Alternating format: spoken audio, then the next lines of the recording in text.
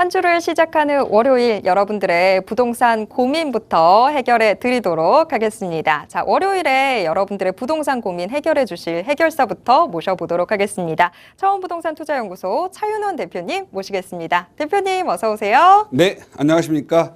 우리 아나운서님 배경에 하늘처럼 정말 가을 하늘이 아름답습니다. 흰 구름 뭉게뭉게 청명한 가을 하늘, 드디어 우리 한국 사람에게, 우리 한국인이 가장 좋아하는 계절입니다. 여러분, 지금은 가슴이 좀 답답하고 힘들더라도 하늘 보고 웃으시기 바랍니다. 그리고 항상 기회는 위기 속에서 오고요. 또 잘 되는 사람은 긍정하는 속에서 오는 겁니다. 그래서 오늘 또 여러분에게 이 시간을 통해서 긍정적인 상담을 많이 해드리도록 하겠습니다. 지금 부동산 고민 갖고 계시고 혹시 부정적인 분들 있으시면 지금 전화 주시기 바랍니다. 부지런하게 상쾌하게 상담해 드리도록 하겠습니다.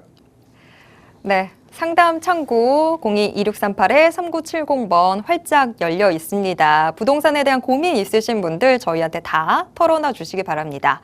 지금 대표님도 말씀해 주셨지만 확실히 좀 투자 잘하는 분들은 긍정적인 분들이 많더라고요. 저희한테 고민 털어 놓으시고요. 여러분들은 긍정의 기운만 받아가셨으면 좋겠습니다.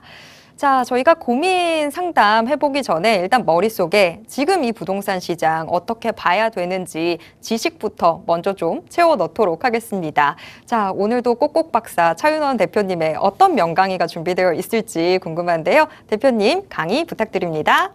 네, 지난 시간에는 극심한 가뭄, 극심한 어려움 속에 있는 지금 현재 수익형 부동산 시장, 오피스텔 시장을 지금부터 좀 선점하시라 이렇게 말씀을 드렸습니다.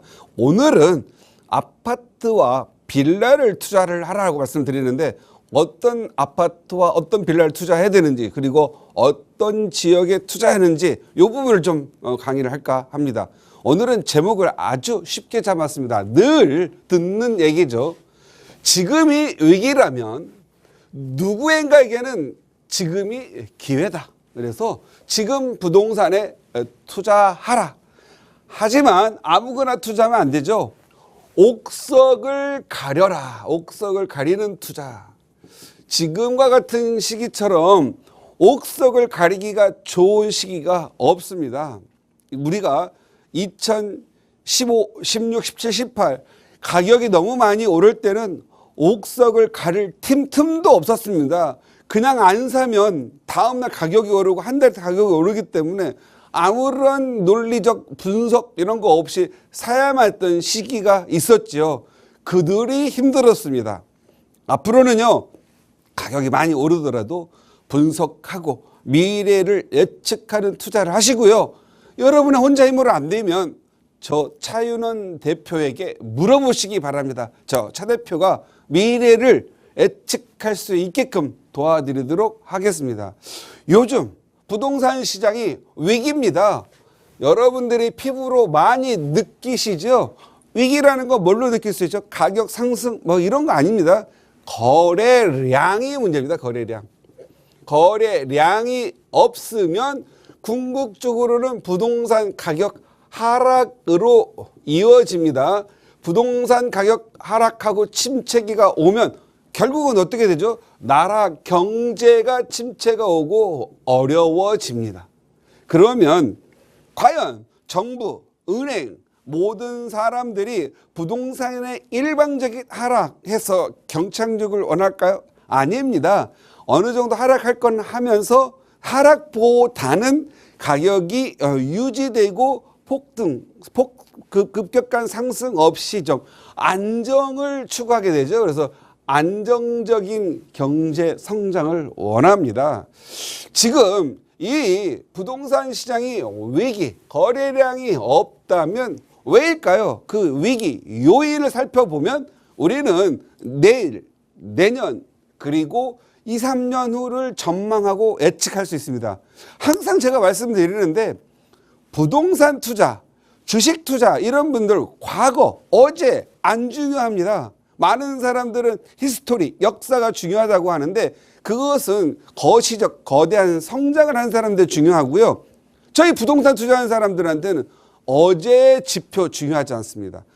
오늘도 중요하지 않습니다. 당장 내일 그리고 한 달 후, 1년 후, 10년 후 어떻게 될 것인가를 예측하는 능력이 중요합니다. 그래서 여러분의 예측 능력이 필요하고요. 이 예측 능력은 100년 후가 돼서 안 됩니다. 단 1년 후에서 10년 내를 예측을 해야지 너무 오랜 후에 먼 훗날을 예측하게 되면 이거 자연사하기 때문에 예측을 볼 수가 없습니다. 그래서 살아생전에 예측하고 살아생전에 내 투자의 결과가 나오는 예측을 하시기 바랍니다. 지금 우리 시장이 위기의 요인 요걸 알면 미래 예측할 수가 있다고 하는데 지금 현재 문재인 정부 시절에 만들어 놓은 부동산 규제가 거의 완화가 되지 않았습니다. 완화된 거라고는 양도세 중과가 하나 없어진 거 이거 하나 빼놓고는요. 지금 현재 오히려 취득세 중과라든가 이런 부분들 때문에 부동산 거래를 더 막아놨습니다. 그리고 9월 10일 고강도 대출 규제까지 지금 현재 부동산 투자 못하게 꽁꽁 막 묶어놨죠. 자, 취득세 중과 보통 원래는 1에서 3%였죠. 9억 초과 3%, 6억 이하 1%였습니다. 그런데 이 취득세를 집 있다고 해서 강남은 1주택 할 때 8.4%를 더 내야 되고요. 그리고 8.4%로 내야 되고요. 그리고 3주택자 같은 경우는 12.4%, 비규제 지역은 3주택자 8.4%, 4주택자 12.4%, 12.8%까지 있죠. 이렇게 내야 됩니다. 이 중과가 무서워서 집을 살 수가 없습니다. 말이 그렇지 10%, 5% 더 내는 거 이거 타격 크거든요. 누가 돌려주지도 않는 돈이고요. 지금 현재 우리나라의 예산에서 지금 약 세수 펑크가 30조, 40조 이런다고 합니다. 근본적으로 경기가 안 돌아간 것도 있겠지만 이 세수 펑크의 가장 근본적인 데가 어딜까요? 저는요, 이 지금 현재 부동산에서 국세를 걷어들이려면 양도세와 종부세를 걷어야 되는데 지금 거래량이 없기 때문에 양도세가 거의 많이 거치지를 않고 있습니다. 아마도 세수펑크 잘 조사해보면 30조라는 돈이 부동산 거래가 안 됨으로써 발생되는 부분이 많을 거라고 합니다.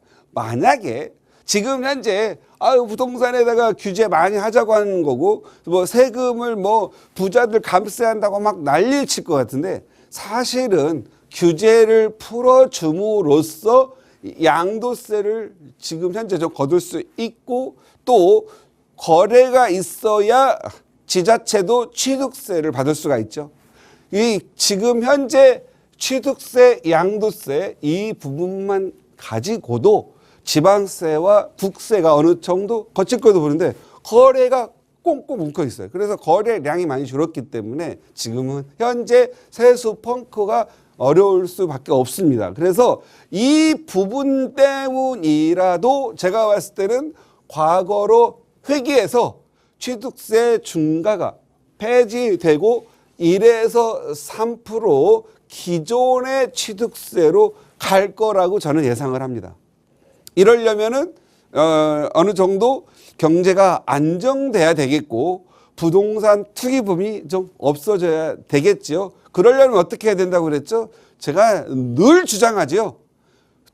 규제로서 부동산 가격을 잡는 게 아니고 필요한 지역에 필요한 양질의 아파트를 공급함으로써 이 부동산 가격을 조절해야지 시장의 기능을 무시한 채로 계속 이렇게 규제로만 갈 경우에 어떻게 된다? 한국 경제가 너무 힘들어진다. 쉬운 말로 한국 경제가 침몰한다. 이렇게 말씀드릴 수가 있겠습니다. 그래서 저는 이러한 규제들을 풀기 이전에 아마도 재개발과 재건축으로 특히 지금 한국의 부동산 문제, 가격 상승에 대한 우려 이런 부분들이 어디를 중심으로 일어났죠? 서울밖에 없습니다. 수도권도 별로 안 그래요. 수도권은 몇 개 지역 빼놓고는 경인 지역 지금 현재 부동산 가격 상승 걱정 안 합니다. 지방은 더더욱 안 합니다. 지방은 지금 하락 때문에 죽을 맛입니다.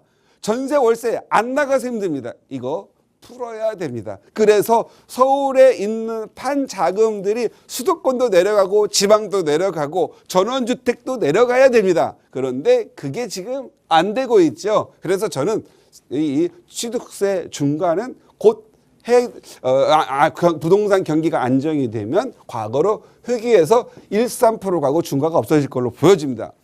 양도세 중과는 일단 없어졌습니다. 너무너무 힘든 법이었죠. 그러나 양도세 중과는 결국 일반 세율 약 6에서 45%, 지방세까지 합하면 49.5%까지 양도세 거의 2분의 1을 내야 되는데 이 부분들은 너무 높다 보니 장특공 1년에 2%씩 공제해주고 또는 2년 이상 보유하거나 규제 지역은 2년 거주하면 비과세 12억까지 비과세가 있으니까 활용할 수 있는 그런 노력도 좀 필요합니다. 그래서 저는 양도세는 바뀌지 않습니다. 하지만 내 집 마련, 일시적인 2주택자라든가 이런 것들을 활용함으로써 세금을 줄여서 어떻든 자기 투자 가치를 높이는 노력이 필요하겠다.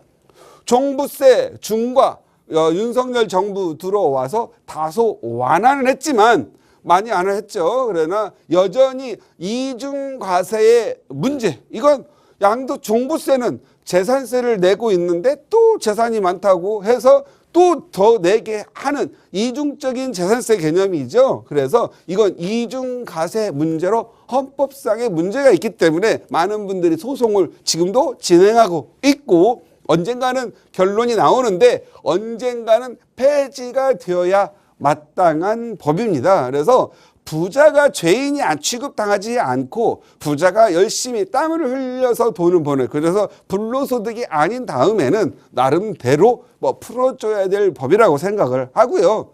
우리나라의 문제점, 부동산, 다른 외국이나 전 세계는 부동산 투자에서 하나의 투자로 보는데 우리나라는 투기로 보아서 아주 범죄 사회처럼 보이는데 시간이 가면 우리나라 국민들 사람들도 의식수준이 높아지면 부동산 투기도 하나의 투자로 볼 거라는 생각이죠. 왜냐하면 비트코인이라든가 주식이라든가 미국 주식 이런 것들은 하루아침에 몇십 프로 몇 프로 놀라더라도 그걸 투기로 하지 않고 투자라고 하지 않습니까? 부동산도 그만큼 큰 변화는 없지만 가격이 좀 많이 오를 때 투기로 보는 경우가 있고 주식은 한 주 있으면 괜찮은데 10만 주에 갖고 있으면 그걸 투기로 보지는 않지 않습니까? 역시 괜찮습니다. 그래서 역시 저는 자본주의 국가에서 부동산도 하나의 재화이고 투자의 대상이기 때문에 건전한 투자의 대상이 될 날도 머지 않았다 생각을 합니다. 그래서 저는 종부세 중과는 폐지될 걸로 보여지고요. 지금 부동산 경기 또 잡고 있는 게 뭐죠? 고금리죠. 금리가 지금 많이 높아서 힘듭니다. 그런데 힘든 분들은 과거 10년 전, 15년 전 대출 받았을 힘든 분이 아니라 문재인 정부 시절에 기준금리 0.7%, 0.5% 그 20년, 21년, 22년 사이에 영끌했던 분이 문제지 그 영끌했던 분들이 부동산 산 건 아니거든요. 생계형으로 막 다른 거예요. 그때 금리가 0.5% 보니까 남들도 대출 받으니까 내가 안 받으면 열받은 거예요. 억울하죠. 그래서 받았은 분들이 문제지. 그때 당시에 대출 받아서 부동산 사신 분들, 가격이 떨어진 분들이 힘들겠지만 대부분은 가격이 많이 올랐기 때문에 그다지 힘들지는 않습니다. 고금리 이건 저는 유지되어도 된다고 저는 생각을 하지만 그래서 서민들의 경제가 너무 이자 쪽으로 많이 내서 소비 심리가 너무 무너지고 하면 국가 경제가 무너지니 어느 정도 금리를 낮췄다가 다시 올라가야 되죠. 저는 건전한 인플레이션, 사운드 인플레이션을 사랑합니다. 너무 너무 낮은 이자로서 이 돈이 너무 시장에 나가 있는 거 좋지 않아요. 과거 문재인 정부 이전에 금리 대부분 기준금리 3에서 4.5% 사이 다 유지했었거든요. 그런데 갑작스럽게 소득주도 성장한다고 그래도 금리를 0.5%까지 내리는 바람에 지금 젊은 층들 쌍끌이 영끌이 하신 분들 그분들이 고통스러운 거지 그분들만 해결이 된다고 한다면 저는 그 기준금리를 3에서 4%를 유지하는 게 좋다라는 게 저의 생각입니다. 그래야 물가 상승 그리고 시장 수요와 공급 이런 부분 잘 맞춰가지고 이렇게 건전한 한 자릿수 인플레이션이 저는 좋다라고 생각하는데 당장은 지금 힘드니까 저는 이 소비자 물가 지수도 지난 8월에 2%대 맞춰졌고 어느 정도 시장이 안정됐기 때문에 금리 하락에 대한 부분이 저절로 예상이 되고 지금 현재 준비하고 있는 것 같습니다. 그런데 이런 금리가 낮춰주고 뭐하고 가계부채 늘어났다고 하니까 지금 정부에서 지레 겁을 먹고 9월 10일 고강도 대출 규제를 했습니다. 정부가 대출 규제한 거 아니래요. 은행 측에서는 행정지도도 안 나왔대요. 근데 은행이 자발적으로 고강도 대출 규제를 했다고 합니다. 참 은행도 하나의 회사이고 자본주의에서 살아가는데 참 은행들 똑똑한 건지 어떡한 건지 모르겠지만 눈치 살살 잘 보면서 대출 규제 잘하고 있는데 이거 자존심 좀 지키십시오. 은행도 이제는. 그래서 어느 정도 정부에 따라가도 되겠지만 시장의 흐름도 같이 가는 것도 중요하겠다. 그래서 고강도 대출 규제는 가계 대출 잡겠다는 거하고 다주택자들, 주택 가진 사람들 이런 분들에 대해서 주택 못 쌓게 잡겠다고 그러는데 빈대 몇 마리 잡으려다가 초가삼간 태우는 격이다. 지금 경제가 갑자기 좀 살아날 주위에서 굉장히 또 어려웠죠. 그럼 소비 심리 죽고 국민들 심리 그나마 위축돼 있고 전쟁에다 우크라이나 이스라엘 전쟁에다 힘들어 죽겠는데 더 힘든 거죠. 은행들은 잘했다고 저는 생각하지는 않지만 그래도 언젠가 한 두세 달만 지나면 어차피 BIS 기준 맞추고 나면 내년 1월부터 다시 맞겠죠. 환심 사가지고 은행들 BIS 기준 또 잘 받겠죠. 그러면 내년 1월 1일에는 결국 연착륙을 위해서 제가 봤을 때는 금리 완화될 거고 대출 규제 어느 정도 완화될 걸로 보여집니다. 그러면 여러분들은 여기서 생각을 해야 돼요. 지금 2, 3개월이 위기라고 한다면 제가 고강도 대출 규제 풀리고 금리 내려가고 만약에 취득세 중과 나중에 나중 문제겠지만 이 두 가지만 풀리더라도 시장에서 투자의 심리가 누그러지겠죠. 그리고 서서히 투자에 대한 기대감도 있겠죠. 그럴 경우에 불안감이 누그러워지면 나도 한번 투자해볼까 하면서 가격이 상승하게 됩니다. 여러분들은 어떻게 해야 돼요? 이렇게 위기라고 생각하고 심리가 위축되어 있을 때 매도 물건 나오지 않겠어요? 이럴 때 여러분들은 매수자가 시장 우위에서 차지하면서 매도하기가 좋은 가격도 깎고 또 좋은 물건 골라가지고 옥석을 가리는 투자할 시기가 아니냐. 그래서 지금부터 12월까지가 옥석 가리기 투자기가 매우 좋다. 그리고 내년 설 지나면서 그때 가면 또 사람들이 투자한다 한다면 매도인들 물건을 걷어들이면 또 가격이 올라야 되고 또 좋은 지역 살려고 하면 못 사게 되겠죠. 그래서 여러분들이 제가 생각할 때는 지금이 기회니까 잘 활용하셔서 약간의 여유 있으신 분들 투자를 해야 되는데 어디에 투자해야 된다? 여기 투자를 한다. 그 전에 요거만큼 말씀드리고 싶어요. 이게 이제 아파트나 부동산 가격의 이게 그래프라고 한다면요. 부자들은 이렇게 바닥이다, 위기다 할 때 담담하게 3년, 4년 내다보고 투자를 합니다. 그런데 투자에 실패한 사람, 가난한 사람이겠죠. 이런 사람들은 꼭 2, 3년 오르고 나서 투자합니다. 그리고 투자하는 방식도 아주 쉬워요. 묻지마 투자를 합니다. 머리가 좀 나쁜 거죠. 묻지마 투자하는 사람들, 특히 여기 우리 아나운서님들 다 포함해서 이렇게 낮을 때 투자를 안 하고 꼭 오르고 나서 불안 심리에서 알아보지도 않고 묻지마 투자하는 분들 많거든요. 반드시 실패 후보자다라는 거 아시고 묻지마 투자하시지 말라는데 항상 머리는 차갑고 냉정하게 하시기 바라고요. 부동산 투자를 하실 때는 항상 여름이든 겨울이든 주머니에 얼음 2개를 가지고 계약서에 손이 가기 전에 손을 만져서 손을 차갑게 한 손이 차가워지면 머리도 차가워지니까 차가운 마음으로 투자하시고 이렇게 불나방이나 이런 것처럼 묻지마 투자하지 마시기 바랍니다. 그러면 어디에 투자를 해야 되는가? 어디에? 물건이 있고 지역이겠죠. 위치는 아주 좋은데 지금 같은 경우 항상 제가 늘 말씀드리죠. 얼죽위 얼어 죽어도 위치가 좋은데 투자하시라. 비록 지금 눈으로 보는 투자, 눈으로는 헝거고 낡은 거지만 가격 많이 오르죠. 한남 뉴타운, 노량진 뉴타운, 뭐 장인 뉴타운, 신길 뉴타운, 성수동 다 쓰러져가는 초가집이 10억, 20억 올랐어요. 그런데 여러분 투자 초짜들은 항상 아파트 새거 주차장 흥건하고 아침에 공기 맑고 새소리 들리는 집 사시는 분들 있죠. 가격 안 올라서 세대입니다. 그런 거 눈으로 투자하지 마시라고. 눈으로 투자하는 사람들 실패 많이 합니다. 보지 않고도 미래를 예측할 수 있는 상상력에 투자를 하시기 바라고요. 아까 제가 말씀드렸죠. 상상력이 100년 후에 한다면 나 자연사고 나서 볼 의미도 없잖아요. 그러니까 10년 이내에 여러분의 상상력이 실현되는 그런 투자를 하셔야 돈도 벌고 편안한 주거를 할 수 있다. 이거 아셔야 돼요. 안 되면 어떻게 해야 돼요? 오셔서 상담 받으시면 됩니다. 여러분의 상상력을 실현시키도록 하겠습니다.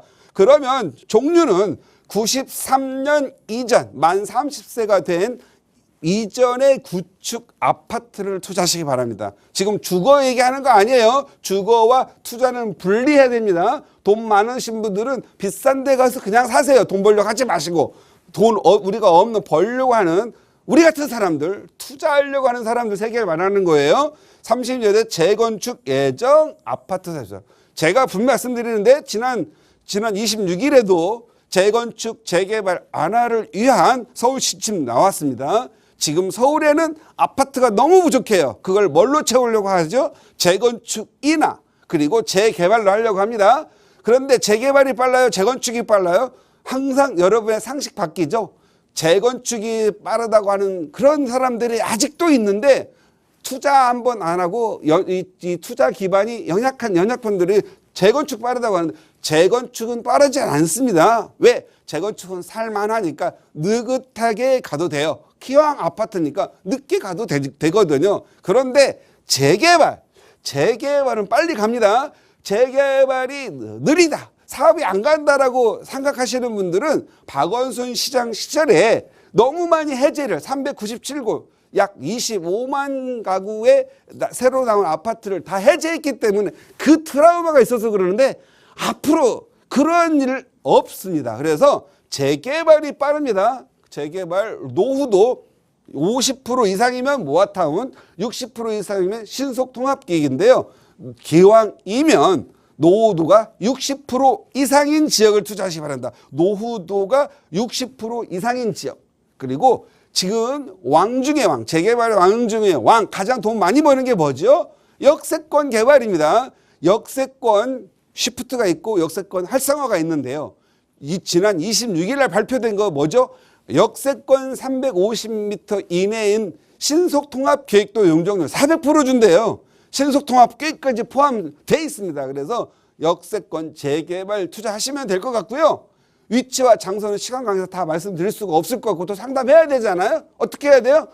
이번 주에 세미나가 있으니까 세미나 오셔서 지역 하나하나 말씀드리면서 분석해 드릴 테니까 많은 분들 오시기 바랍니다. 감사합니다. 네, 정말 가만히 있다가 지금 뼈를 너무 많이 맞아서, 방송을 좀 못할 것 같은데. 자, 확실히 전문가가 보는 시장은 다르네요. 남들이 다 위기라고 하는 그 요인들 안에서 지금 현재 부동산 시장에 투자해야 하는 기회들을 찾아내 주셨는데요.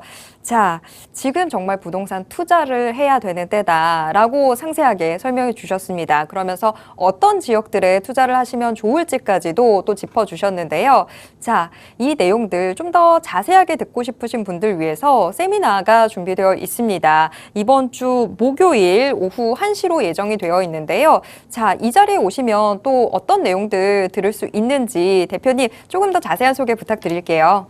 네, 지난주에는 토요일에 했었는데 너무 많은 분 오셔가지고 자리가 좁았습니다. 이번에는 직장인들도 좀 월차, 반차라도 내고라도 한번 오실만 합니다. 저 차 대표하고 강의 들으면은요, 인생 하나를 배울 수 있어요. 그리고 부동산이라는 이 여행을 한 번 더 할 수 있다라는 겁니다. 부동산은 배우면은요, 이건 은퇴가 없습니다. 그래서 세미나에 오셔서 부동산 투자하는 요령, 전략, 그리고 어디를 투자해야 되는지, 그리고 곳곳의 분석 능력들 자세하게 말씀드릴 테니까는요, 여러분들 볼펜 들고 꼭 오시기 바랍니다. 이번 주 목요일 1시입니다. 그냥 막 오시면 안 되고요. 예약 필수라는 거 꼭 참조하시기 바랍니다.